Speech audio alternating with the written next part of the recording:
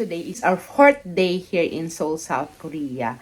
So for today's activity, we are going to Gangnam, then probably in Starfield or COEX Library. So let's go! So we are walking now going to the subway kasi ngayong araw ay magsasubway kami kasi mas malayo ang Gangnam ay napakamahal ng Uber. Tatlo-tatlong Uber ang ginagamit namin everyday kasi hindi naman kami nagpa-package gawa ng yung time namin ay hindi pang tour talaga, yung pang kumbaga chill lang siya kasi may mga seniors and PWD nga kami kasama. So let's go!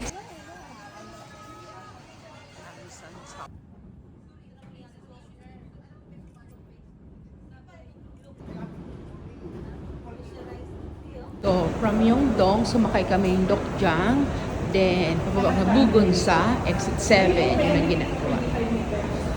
Papunta to sa COEX Library. Exit 7.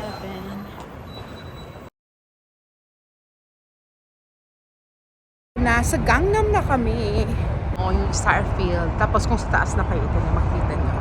So, dadaan man tayo kay Sai.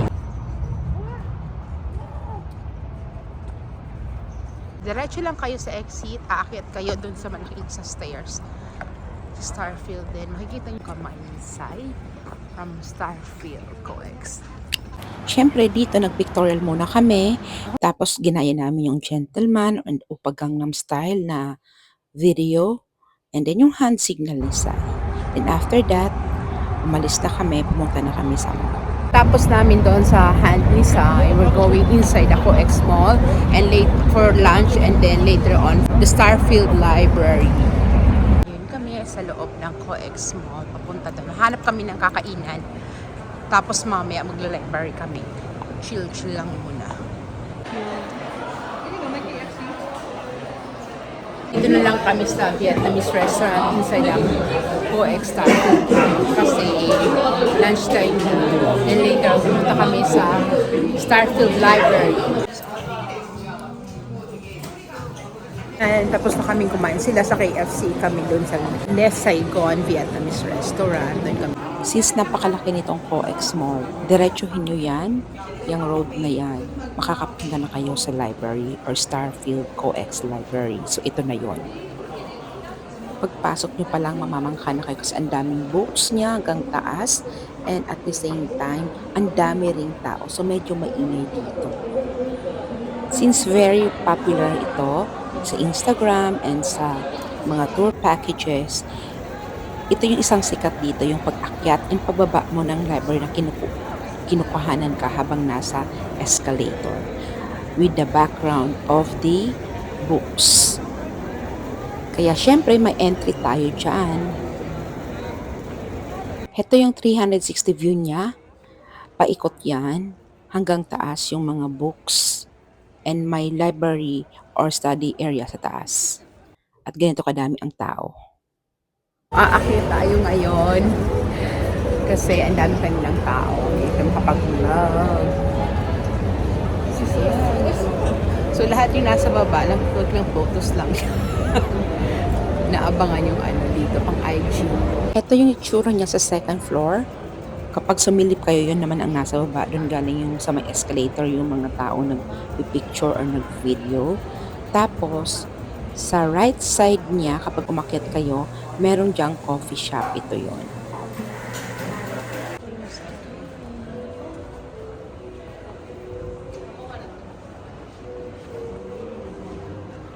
After spending an hour dito sa loob ng Starfield Library, lumabas na kami, papunta na kami sa Hanggang Park.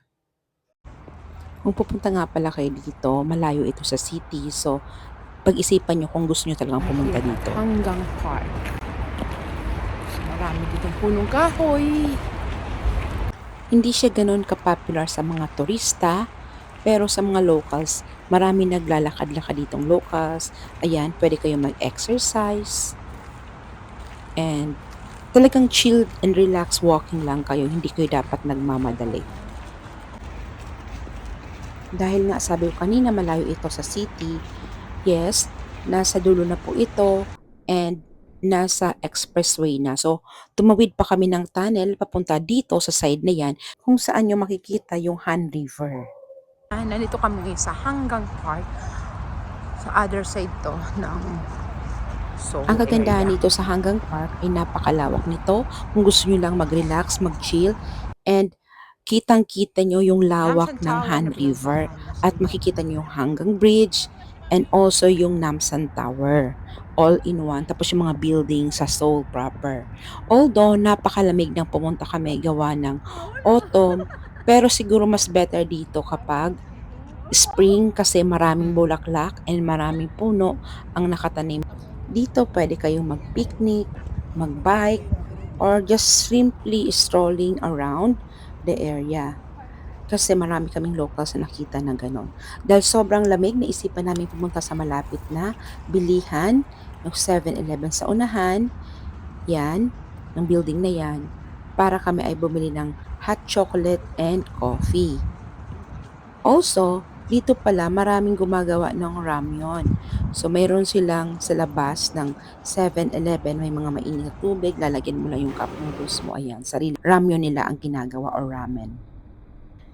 Hindi namin sure kung mali yung panahon ng pagpunta namin dahil hindi kami nakakita ng light show ng bridge. So, umuwi na lang kami pabalik sa Seoul sa aming hotel sa Myeongdong.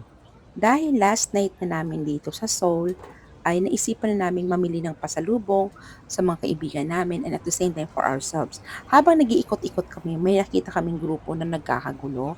Yun pala, may nakita daw, accordingly, member ng RISE, bagong group ng K-pop. Kasama ko yung kapatid ko, we're going out again. Tonight, bibili ng pagkain sa mga oldies and at the same time, mag-withdraw kami sa bank.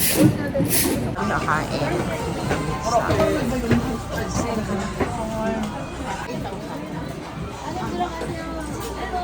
mas kami mga kapatid kasi mga oldies namin ay pagod na, so kami nila lumabas just to eat our dinner at the same time.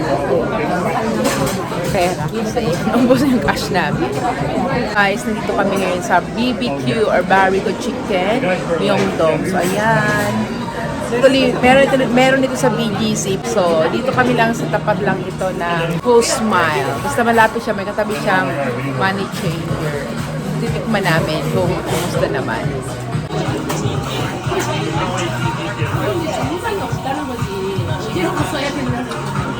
Tasty. Malapit. After namin kumain, dumaan na kami sa Olivyang. Kasi daw, hindi kompleto ang Korean experience nyo kung hindi kayo nadaan ng Olivyang kasi kompleto dito ng cosmetics and other beauty products na kakailanganin nyo. What is that? Tapos.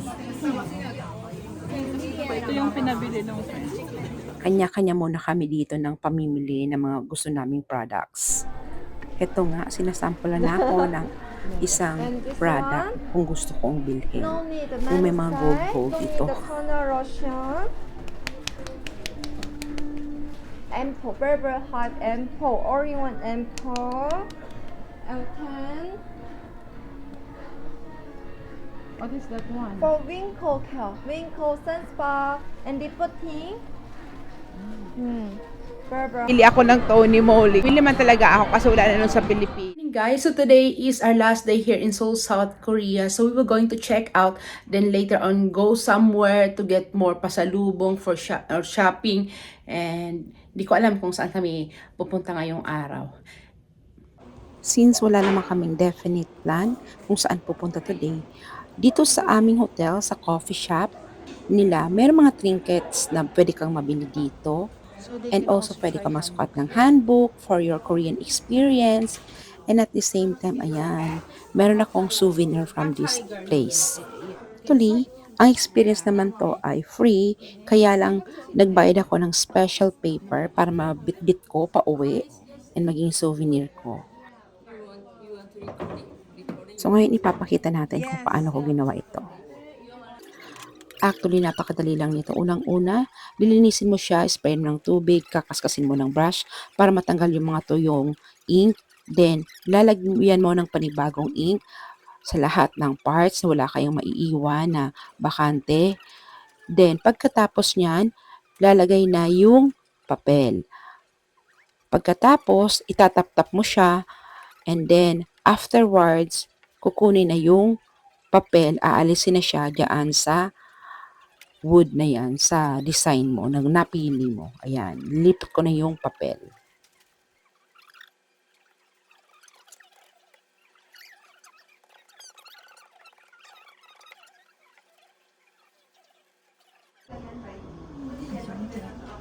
So how did you like Korea? Oh, wait. We'll add some ink.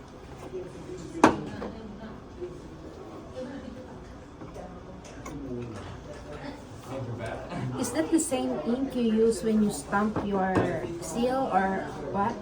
I think it's a different one. It's a different one. You add some ink. It's already okay? Yeah. So we will remove now? Okay, 1, 2, 3. Show my masterpiece. Okay, nice. So doing some Korean experience here. Yun namin dito sa Seoul, South Korea. Nasa gitna kami ng Myeongdong Street. We are going to go somewhere, probably in Seoul Forest or Dongdaenom. So let's go! Lang kami pupunta ng Seoul Forest kasi yung makasama namin, iwanan namin sa Myeongdong. Mag-shopping at mag-shopping sila kasi di nila kaya. So we're killing time. So halika na, punta na sa Seoul Forest. We're going to Tapta. We are already inside the bus when we realized that we have a different route. Dapat pa-south kami, yun pala, pa-north yung nasakyan namin. So bumaba kami sa next stop, which is a market. Lost, pero nandito kami sa Namdaenom Market. So tatawid dapat kami papunta sa kabilang side ng bus stop, but then mali kami. So we have to go to Namdaenom Market na lang kasi nandito na pala kami sa next stop.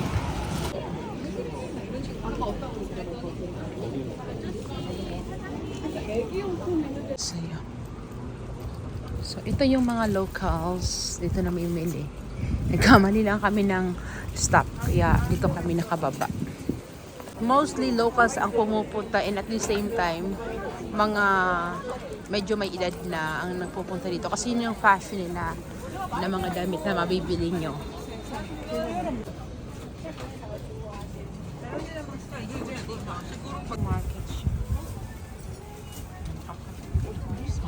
So andito na ngayon kami sa right lane ng bus. Papunta na kami doon sa Seoul Forest.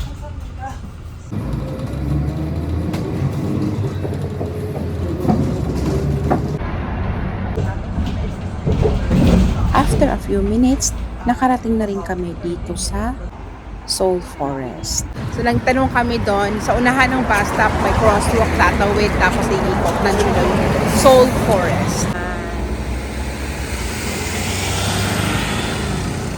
After lang namin tumawid sa crosswalk, nakita na agad namin itong Seoul Forest. Meron ditong bridge. So, sa taas kami kasi yung sa baba is part of the forest pa din. Dito kitang-kita mo yung different foliage talaga ng autumn. Yung red, yung yellow, green, and yung nagbabago talaga yung kulay, kitang-kita mo. So marami rin dito nagbabike and mga namamasyal na locals, mostly locals.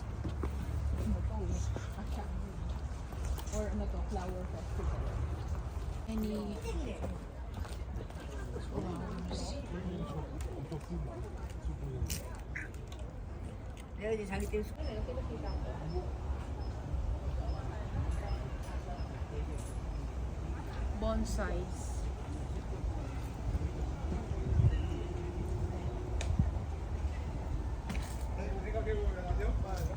Okay.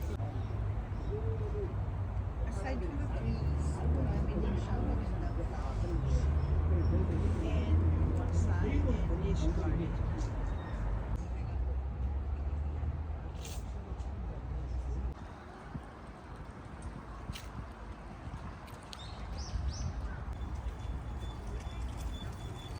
Kanina nakita natin sa taas yung mga foliage ng mga trees. Ngayon naman papasokin natin yun kasi yun kanina nasa taas. Kaya ang background lahat lang mga leaves. Ngayon naman papasok tayo dito sa area kung saan maraming ginkgo tree na nakatanim.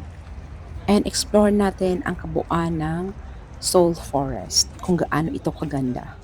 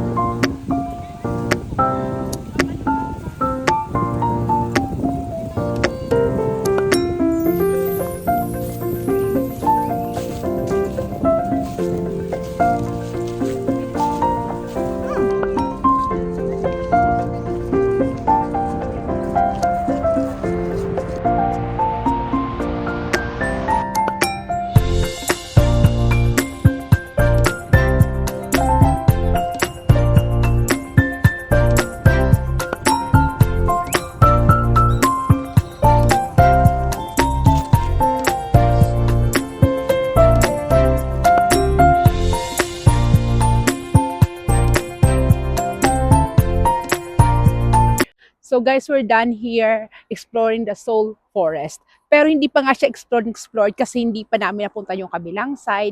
We have limited time kasi gawa ng mamaya paalis na kami and pabalik na kami ng Pilipinas. So if you're coming to Seoul for the first time and you have limited time, this is the best place na pwede nyo i-spend na idagdag sa itinerary nyo.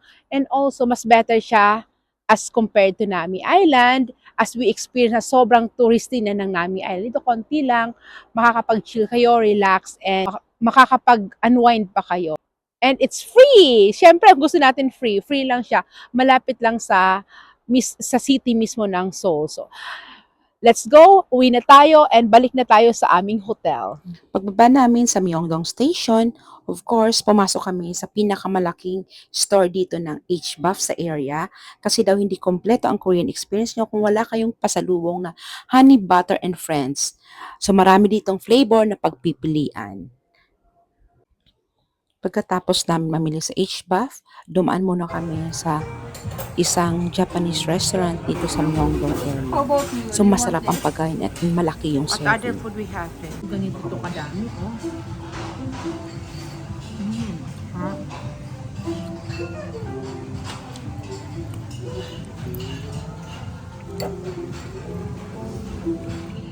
Pagkatapos ng aming lunch, dumaan din kami dito sa Pop Art Store kung saan very fad ngayon yung labubo. So tiningnan namin. Although hindi naman kami fans ng labubo, pero tiningnan lang pa rin namin kung ano yung mga makikita dito sa loob. Then namili ulit ng maraming pasalubong na cosmetics. Kami ng aming bus driver. We're going to the airport now. And for my final review of our Seoul Korean experience, first, ang weather. Autumn kami pumunta, so better ito for all this and yung madaling mapagod. Kasi hindi siya pa ganun kalamig at hindi rin siya mainit. So hindi siya nakakapagod dahil hindi ka pagpapawisan at the same time hindi nakakainit ng ulo. Next ay yung transportation. Kung may dala kayong wheelchair or stroller, consider that as one person. So kami, 8 lang kami plus isang wheelchair, so 9 na bali ang total namin. So kaya kami pa uwi, nagdalawang van kami kasi hindi kasya sa isang van yung aming gamit at yung wheelchair. Para sa cost, mas advice ko na kumuha na lang kayo ng tour package kasi wala na kayong alalahanin. Although nasa inyo yan kung kayo yung sumunod dun sa mga mabilisan nilang lakad. Kalusot na kami ng immigration. Papunta na kami sa aming boarding gate. See you in Manila. Until our next adventure, don't forget to like, comment, and share. And subscribe if you aren't subscribed yet. See you soon!